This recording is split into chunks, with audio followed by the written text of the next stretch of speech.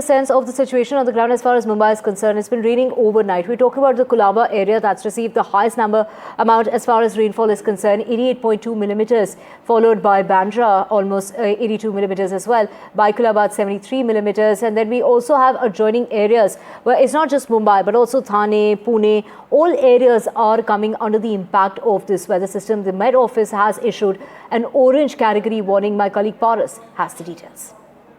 Yes, so in Mumbai, it's the story of every year when rain occurs, when rain comes, this type of situation occur, water logging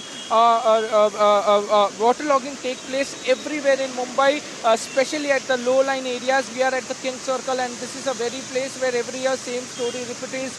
This is the situation right now. There is a traffic jam due to water logging. You can see Mumbai police is also present at the situation. They are trying to clear the traffic over here, but a few minutes ago there was no rain, and again rain has started. We have been reporting continuously that there are very heavy rains in Mumbai from last few hours, but before half an hour rain was completely stopped, but now it has started raining again, and it is raining very heavily.